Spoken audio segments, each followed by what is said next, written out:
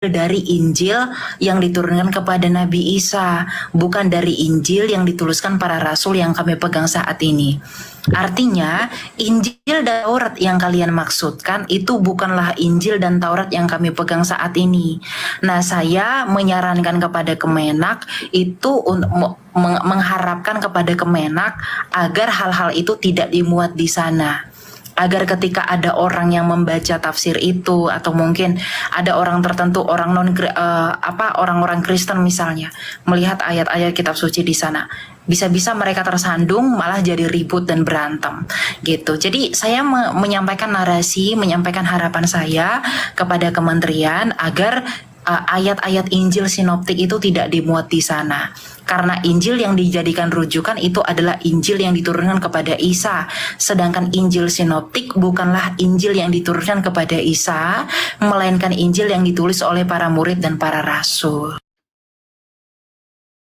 Oke, ada beberapa hal untuk apa yang dikemukakan oleh Elia Mayron tadi. Pertama, saya ingin katakan kepada saudara bahwa di dalam sisi ini saya hanya secara khusus mengatakan Elia Mayron tidak melakukan penistaan agama dari apa yang dia katakan. Soal hal-hal lain yang dia katakan, saya sudah katakan berkali-kali di dalam sisi ini saya tidak pernah mengikuti Elia Mayron dan tidak pernah mengambil waktu secara khusus untuk menonton dia secara keseluruhan.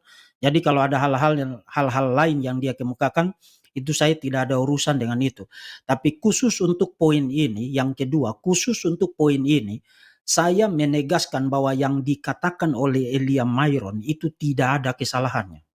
Tidak ada kesalahannya. In fact nanti saya akan perlihatkan kepada saudara, justru tim penyusun tafsir Quran Kemenak RI lah untuk Quran surat 7 ayat 157 yang melakukan setidaknya 3 kesalahan fatal.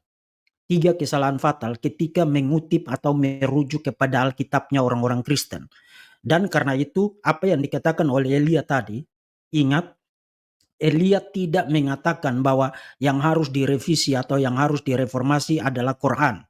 Yang dia katakan adalah yang harus direvisi adalah tafsir Quran Kemenak RI. Satu kali lagi, tafsir Quran Kemenak RI, khususnya Quran surat 7 ayat 157. Jadi harap itu jelas ya, jangan disimpangkan menjadi sesuatu yang lain yang tidak dimaksudkan oleh orang. Kita ini semua punya hak jawab. Kita semua punya hak untuk memberikan respons. Apalagi materi-materi yang bersifatnya publik itu sah-sah saja. Tapi kita tidak boleh menyimpangkan maksud orang.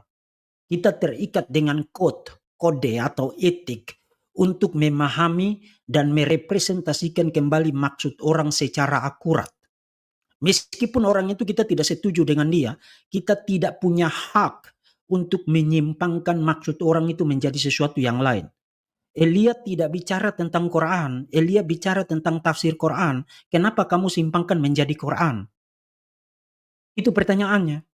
Jadi tidak boleh disimpangkan maksud orang, kemudian membuat propaganda masif seakan-akan Elia melakukan penistaan agama. Untuk poin ini saya tidak melihat ada unsur penistaan di situ. Karena memang bisa dibuktikan, kita pindah kepada poin yang kedua. Bisa dibuktikan tim penafsir Quran yang menyusun tafsir Quran surat 7 ayat 157 memang melakukan kesalahan. Saudara bisa buka di link yang ada di screen sekarang, atau kalau saudara ingin lihat, saya akan perlihatkan kepada saudara. Ini yang dimaksudkan. Saudara sudah lihat di screen sekarang ya. Ini yang dimaksudkan oleh Elia dan juga yang sudah saya bahas di dalam sesi saya tentang topik ini. Tafsir Al-Araf, surat Al-Araf ayat 157. Ini yang dimaksudkan. Jadi bukan Qurannya tapi tafsir Qurannya. Harap itu jelas ya. Nah, saudara bisa buka dan baca sendiri, tapi saya akan ringkas bagi saudara. Ada 3 kesalahan fatal yang dilakukan oleh tim penyusun Quran Kemenak RI, tim penyusun tafsir Quran, tim penyusun tafsir Quran Kemenak RI, khususnya Quran surat 7 ayat 157. Yang pertama, di dalam tafsir itu secara tidak berdasar dan tanpa bukti, tim penyusun